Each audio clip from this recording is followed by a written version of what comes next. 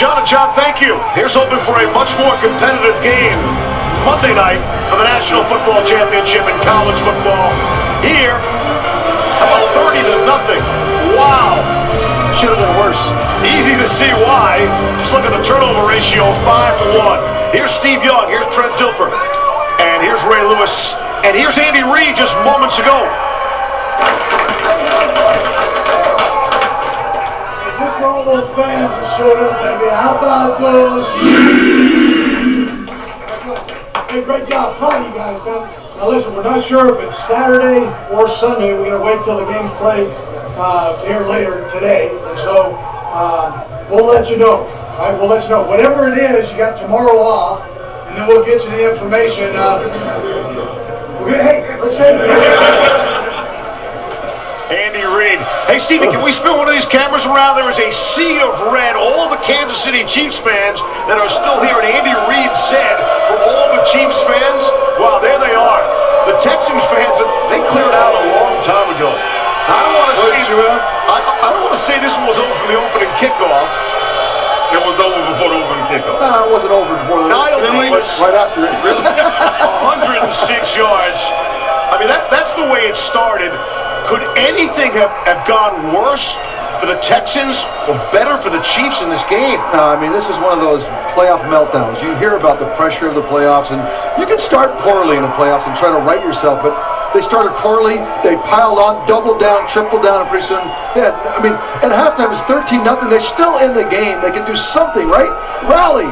They had nothing today. Well, I'd give the Chiefs a lot of credit. They just walked into somebody else's building in the playoffs and pitched a shutout. Punched them out. Yeah, we're going to talk about the turnover machine that was the Houston Texans, but give the Chiefs a ton of credit. They were suffocating on defense.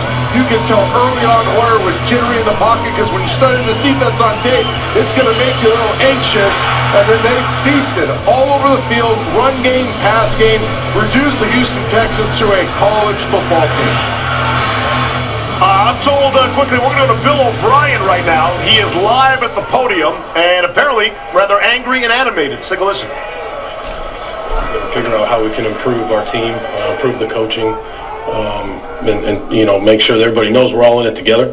But we you know obviously we have a long way to go here. Do you think Hoyer lost his confidence at all during this game? You know, I don't know. You'd have to ask him that. You know, I just felt like the best thing to do was to stick with him. I heard the last part of that first answer. You said you did not even consider, how could you not consider it as poorly as he was playing? Yeah, I just felt, Jerome, that the best thing for us, you know, in this game was to stick with him. I had named him the starter, and you know, with the game plan and the amount of reps that Brandon had gotten during the week, which was basically nil. You know, I felt like the right thing to do was to stick with Hoyer. The goal line, Brian, when you went with Watt, I assume it was something you put in and you thought. You saw something in the defense? Yeah, no, it was a jumbo package, and we felt like it was going to work, and it didn't work, so that's on me. Bill, do you have an issue with the fans booing Brian Hoyer and chanting for Brandon? No, I don't have it. Our fans are great. You know, our fans are fantastic, and when you're not playing well, they're going to let you know. It's a football city, and we're going to work really hard to, you know, put a better product on the field next year. Your defense kept you in the game until late in your third quarter. Yep. I know you don't want to go with the guy who hadn't gotten any snaps, but Brian was playing so badly. Well, I think, Jerome, you have to look at it, you know, the whole picture. You know, I don't know if you can just put it on one guy. You know, yeah, did he make mistakes? No question about it. But you know, I think it's a combination of a lot of different things, starting with coaching. You know, we have to coach it better, and then you know, I think everybody just had to do better, and we just weren't doing well enough. But I felt like at that time, Bill O'Brien put in a position to make some excuses for his starting quarterback, Brian Hoyer, who had a horrific performance, about as bad as it comes in a playoff game. Conversely, here's Alex Smith. Hard to play a lot better than that. Congratulations. Good to see you again. Congratulations, brother. Look at you. Look at you. Look at you. And let's talk about it, Alex. You know, people are going to see the scoreboard, 30-0, blowout on the road. We just saw Andy Reid and what that was like in your dressing room. Give us a feel. What are the Chiefs feeling right now, and how good? I mean, I think there's kind of a confidence that if we play the style of football we know we can play, which is all three phases, that we can beat anybody and play with anybody. Obviously, it's a matter of doing it, but we feel like we have that kind of team, we have that kind of makeup that is all three phases. So. You've been asked this 1,000 times, but 1-5. Yeah. Give us a couple of things. Now you've won your big playoff game 11 in a row. What make some semblance of it wasn't any one thing. I think if anything, digging ourselves that hole early. We had a lot of aspirations in camp. We talked about a lot of things and doing a lot. And digging ourselves in that hole, I think, really made us short-sighted. I mean, really, we couldn't live beyond a week. We had to let's just go 1-0. Forget 1-5. Let's just go 1-0 this week. And then we got it, and we just kind of kept it going. We had the trip to London. That was, throw that in the middle. And then I think a big one was going to Denver and finally kind of getting that monkey off our back. We've been in a bunch of battles with them. Then getting that one was big, and just at that point getting a little momentum and kind of keeping that thing going. What was the talk the moment Eric Berry got back? What did this team rally around from him coming back? I mean, it's hard to do him justice here, me talking. He's such a special person before all that. I mean, he's so wise beyond his years, not just as a player. I'm talking in the locker room. I'm really the heart of our team. And then for him to go through all that and come back the way he did, and just the person that he is, I think he sets the tone that nobody's bigger than the team in our locker room. And I think it's him. I mean, I think he sets that tone of selflessness. The guy's an absolute stud of a human being and a football player, but everything's team first, the way he talked. I mean, and it's sincere. It's not fake. It's not phony. And I do think a lot has to do with him. Yeah. How early did you recognize this season that this defense could be special? And does it change the way you play the game? Oh, yeah. I mean, for sure. I think I've gotten old enough to understand that when you got a defense like that, you recognize the bigger picture. I think a little bit how to play. Just seeing things, flows of games. They were just suffocating tonight. And so realizing that, a couple of those times we're hitting the long field goals. We could have done a little more in that first half, but it was just kind of methodical. And the way they were playing, that's all we needed, And there in the second half, kind of got it going a little bit. We're a little more opportunistic, and we're able to kind of put that game out of reach. Looking from the outside in, it looks like this season, especially the last few games, maybe last month and a half, you have one more. I don't know.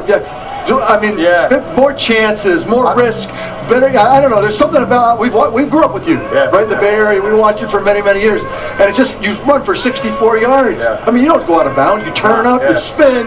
What is this? A new Alex Smith, a better, greater, more mature? What is it? Or is it always been the same? I enjoy it, to be honest. Yeah, I think a combination is kind of playing faster. I enjoy using my legs. I think it's something that gets me in the game. Got a little unlucky with the call there on the long. I know you. And to be honest, and I felt like in the first half, we were inches away from hitting the post on the third down. I felt like we had some things dialed in, and we felt good about some opportunities there, and just missed them. The catch on the sideline would have been another big third down for us there. But we're able to get it done. But I think defense. Are you having more fun? I mean, it just feels. I feel like this is the most fun you've ever had, right? I'm having so much. I enjoy the challenge. You know what I'm saying? And I think our entire team embraces the challenge every week. Yeah. Right? All the talk was down here. This defense, if you turned on the film the last 4 weeks, this defense we were playing against was just, you couldn't get anything done, right? You can't block J.J. Watt. You can't block these guys. They're all, they're all, and I think we got a group that embraces that, right? Come on down, let's go, bring it. All right, you're not expecting anything. That's fine with us. So. All right, well, enough of the talking, right? The regular season is over. We're in the playoffs. Yeah. Can the Kansas City Chiefs finish this? Yeah, we'll find out who we're going to play, and it's just trying to get the next one. Yeah. Like I said, I think it just comes back that we got the confidence that when we play the kind of football we know we can play, that absolutely, without a doubt. We got to go do it, though. And that's the bottom line. Crowd was chanting, "We want Denver." Yeah, there we go. I don't know who you want. We'll play in front of us. They embrace the challenge as well. Yeah. How about Pittsburgh at Kansas City for the championship game? I wouldn't mind that either. Get a home game, right? You know what? Don't worry. 77% completion percentage in this game is the Chiefs' playoff record. Congratulations. Thank you. Set an NFL record as well. That's right. Most attempts Congratulations. in the playoffs before throwing his first interception. Alex Smith, the Kansas City Chiefs. They are moving on. We'll let you move on. Right home, man. What a story. The Chiefs, they're the hottest team in the NFL. 11 straight victories, 10 in the regular season. They finally snapped that 8-game losing streak in postseason play. They don't have to worry about that anymore. And it's got a bit of an Arrowhead feel here as Lots of Chiefs fans hanging around. The Chiefs survive and advance. The Postgame Report is brought to you by GMC. We are professional grade.